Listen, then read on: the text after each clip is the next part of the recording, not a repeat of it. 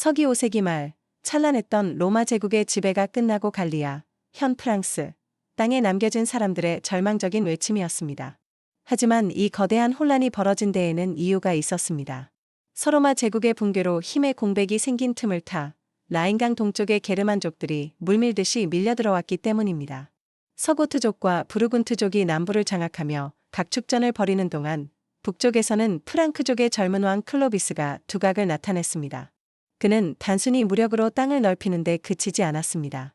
주변 게르만 부족들이 믿던 아리우스파 기독교가 아닌 로마 가톨릭으로 개종하는 정치적 결단을 내립니다. 이로써 그는 로마 교회에 강력한 후원을 등에 업고 분열된 부족들을 통합하며 오늘날 프랑스의 기틀이 되는 메로빙거 왕조를 열게 됩니다. 클로비스가 다진 기반 위에 8세기 후반 카롤링거 왕조의 샤를마뉴 대제가 등장하며 프랑크 왕국은 전성기를 맞이합니다. 그는 서유럽의 대부분을 통일했고 서기 800년 크리스마스에는 교황으로부터 서로마 황제의 관을 받기에 이릅니다. 주변의 이슬람 세력과 슬라브족을 견제하며 기독교 세계의 수호자로 우뚝 선 순간이었습니다. 하지만 거대한 제국은 그의 사후 베르댕 조약 843년으로 새 조각 나고 맙니다. 이 분열은 서프랑크 왕국이 독자적인 프랑스로 나아가는 계기가 되었지만 동시에 왕권의 약화와 봉건 제후들의 난립을 초래했습니다.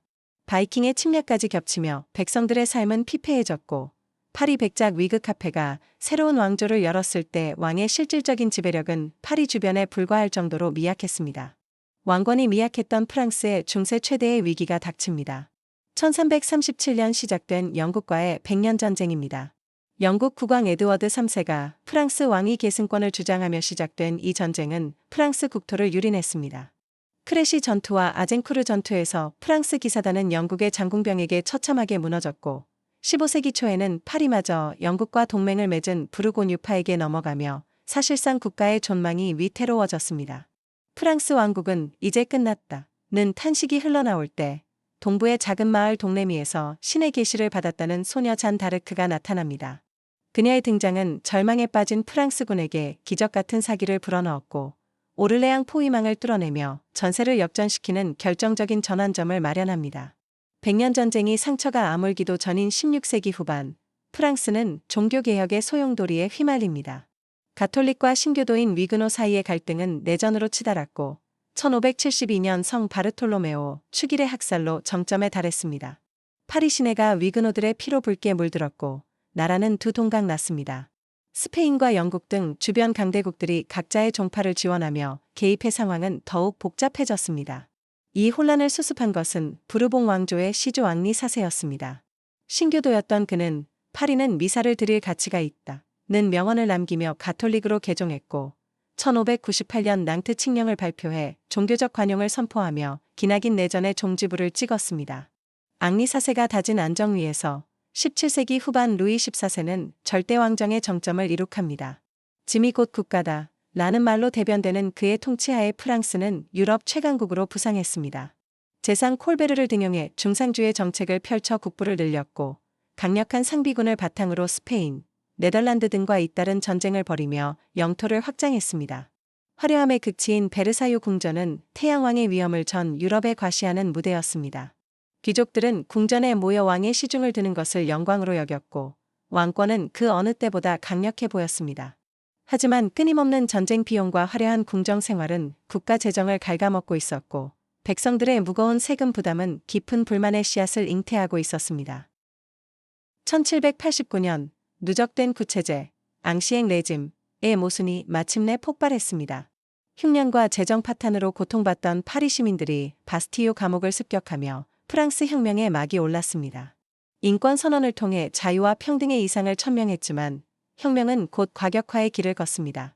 주변 왕국들의 간섭과 내부의 반혁명 움직임에 대한 공포는 로베스피에르가 주도하는 공포정치로 이어졌습니다.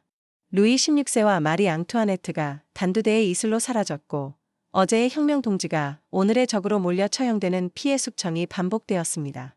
파리 콩코르드 광장의 단두대는 멈출 줄 몰랐고 혁명의 숭고한 이상은 공포와 광기 속에 얼룩져 갔습니다.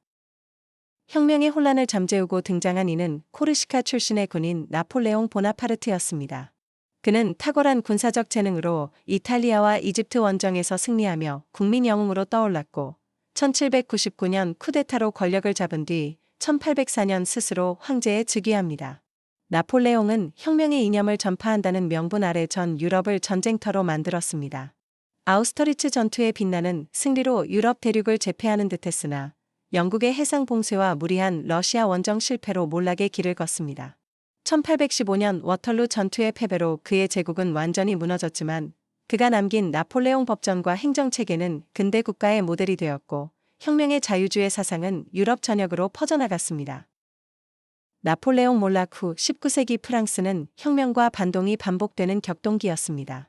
왕정 복고와 두 차례의 혁명, 1830년 7월 혁명, 1848년 2월 혁명을 거치며 공화정과 제정이 교차했습니다.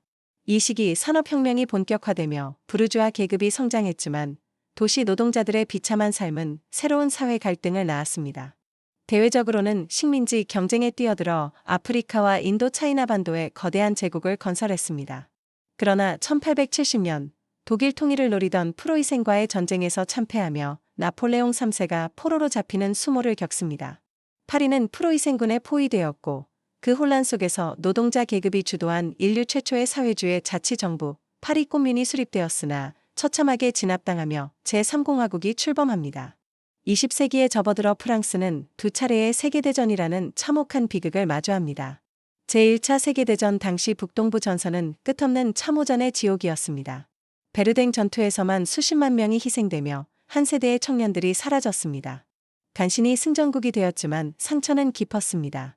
이어진 제2차 세계대전은 더욱 치욕적이었습니다. 나치 독일의 전격전에 속수무책으로 무너지며 파리가 점령당했고 남부에는 괴뢰 정권인 비시 정부가 들어섰습니다. 하지만 드골 장군을 중심으로 한 자유 프랑스군과 국내의 레지스탕스들은 끊임없이 저항했습니다. 이들의 투쟁은 1944년 파리 해방의 밑거름이 되었고 전후 프랑스가 승전국의 지위를 회복하는 명분이 되었습니다. 전후 프랑스는 샤를 드골의 리더십 아래 제5공화국을 수립하며 빠르게 재건에 성공합니다. 드골은 알제리 독립 문제를 해결하고 독자적인 핵무장을 추진하며 강대국의 위상을 되찾으려 노력했습니다. 또한 과거의 적이었던 독일과 손잡고 유럽 석탄 철강 공동체 ECSC를 창설하며 오늘날 유럽연합 EU의 초석을 다졌습니다.